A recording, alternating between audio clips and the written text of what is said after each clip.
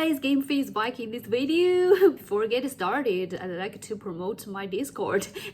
If you don't mind that I'm not very skilled and wanted to play games or cooperate or just chat with me, feel free to join my account. Anyways, so I played Marel'sRival recently. I've been playing it a lot whenever I have free time.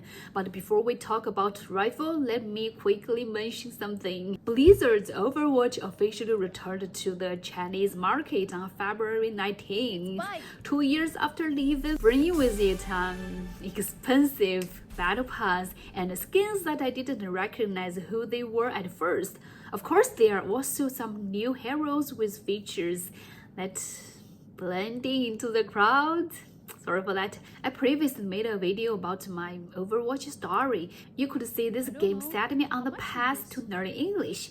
I was once very addicted to it, and it was a groundbreaking game in many ways. Like the gameplay, sense, sound effects, character voice acting, character designs, and the spin-off animations were also really well made.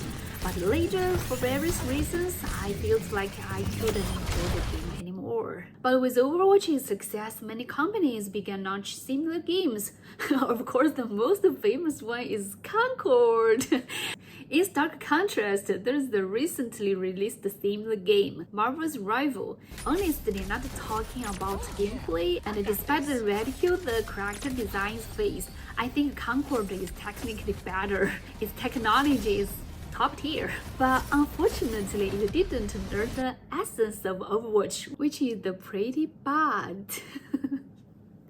Just kidding. But honestly, it is a casualty of the anti-DEI movement. While the team of Marel'sRival clearly understands what players want, even though its cutscenes, sound effects, and character movement might seem a bit rough around the edges, they haven't stopped the enthusiasm of players, and it still remains a high online player count every day. But what surprised many people is that Marel'sRival was made by a Chinese company. That is, I've mentioned before that I'm a huge fan of Marvel and DC superheroes, although this game performs well in overseas markets, but I actually had zero interest in it at first. I've seen the rise of Marvel films in China and now the decline. I've lost interest in all Marvel spin-offs because in recent years, American developers have been reluctantly milking this IP with poor quality content,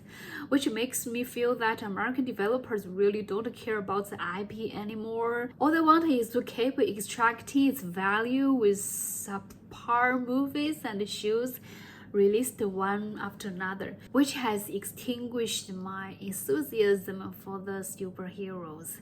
This has led many Chinese customers to feel fatigued with the superheroes too. Even some video creators who were once hardcore fans have now started to express their disappointment. Maybe including me, yeah.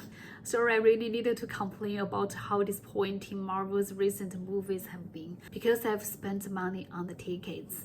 Yeah. The American comic book factory style approach has its advantages, but the disadvantages are obvious. While it increases production efficiency, it also loses much of its uniqueness. After a hero is created in a meeting room with a lot of people, it will be processed by countless different writers and artists, each with their own background and understanding of the character, which can lead to very inconsistent personalities and growth arcs that often leaves you scratching your head. I mean, like really confused. Do you know how confused I was when I saw the screenwriter have Captain American kiss Peggy's niece or sister, and then decided to stay in the past and live in an ordinary life with Peggy? Do you know how disgusting it felt as a huge Spider-Man fan watching Tom Holland's version of Spider-Man go through 3 movies with no real growth, still making mistakes in the 3rd movie, and constantly sacrificing loved ones in order to grow? Auntie May's death in the 3rd movie really felt pointless. All of this made me feel like the creators of Marvel movies and comic book tie-ins don't care about the characters at all, and they don't care about the audience's feelings either. All they care about is how much money they can make from these beloved characters. I'm happy to spend money on characters I love, but when I feel they've strayed too far from their original essence, I'm no longer willing to do so. But Marvel's Rival give me a refreshing feeling. They know so much about these heroes' stories. They not only watch the movies and the shows, but also read the comics. Aside from the well-presented and aesthetically pleasing characters, you can also find many details in the games that only hardcore Marvel fans would know. This brought back the long-lost feeling of being obsessed with superheroes. Of course, on the other hand, Marvel's Rival is not without its flaws. Next time we'll talk about some of the areas I think could be improved. The first issue that affects gameplay is the character design. You might be asking, wait, didn't you just say that the character designs in Rival are very faithful and stylish? How can it be a drawback now? Yes, the character designs were exactly what attracted me to the game. Here you can see so many details that you can slowly rotate and admire. However, in the game it's another story. In larger scenes and intense battles, you can only see a rough shape and color. If you're playing as Loki, you sometimes find it painful because Loki's ultimate ability is to copy the appearance and skills of other characters. We can see that male characters all have different body types and features, making them easy to distinguish during gameplay. But when it comes to female characters, it becomes much more ununiform. I even suspect they're using the same body mode with the same proportions. Yeah, especially with Cloak and Dagger and the Invisible Woman. Yeah, they both have very nice, but they also share the same body type, clothing color, and hair color. I've tried to copy Invisible Woman sometime, but ended up copying Cloak and Dagger by mistake. I've never used her or they, so I don't know their abilities, which led to us losing the entire battle. It's really frustrating. Yeah, and don't tell me it's just how the original characters are designed. Compare it to the male characters' designs. If Captain America had been made with the same model, he would have looked identical to Star-Lord because they both wear blue uniforms, but they chose to make Captain America look more muscular, even though he already carries his iconic shield. And Wolverine, among all the different versions, they chose the shorter version as the primary body style for the game. This creates a noticeable difference compared to other male characters. I'm sure you understand what I'm talking about. As for the female characters, aside from Squirrel Girl, others have nearly identical body types. This includes Hela and Storm, but because Hela has an exaggerated hair dress and Storm has a large cape, these details make them easier to tell apart.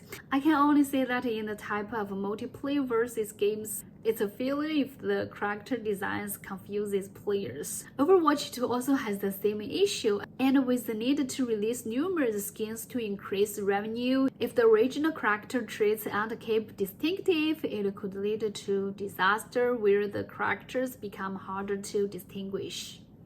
Yeah.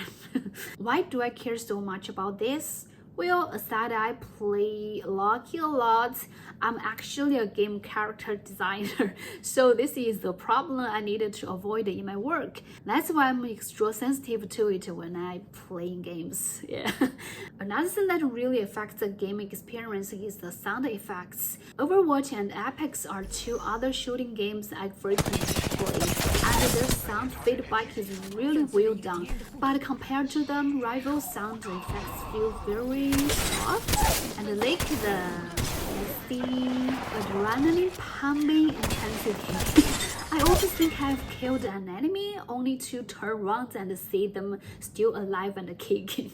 It's really frustrating. I'm not sure if they will improve the sound effects, but I hope they do. Yeah. Other downsides include the entry animation, which feel a bit rough.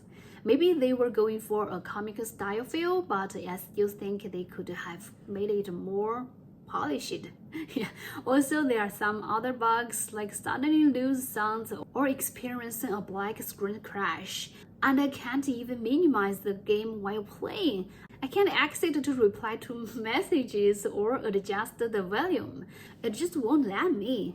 I'm not sure if these issues are just happening to me or if it's a common problem. If you play the game too, let me know, please. Yeah. Overall, content-wise, especially as a Marvel series fan, I really enjoy this game. But as a game, there's still a lot of that needs to be improved. I hope they can make some gameplay improvements while still releasing skins to make money. Yeah. I'm still really excited about its future development. Let's wait and see. Yeah. So that's all for today's video. Thanks for watching. As always, if I said anything wrong, please correct me. I really appreciate your help. So until next time, stay safe, stay positive, and peace.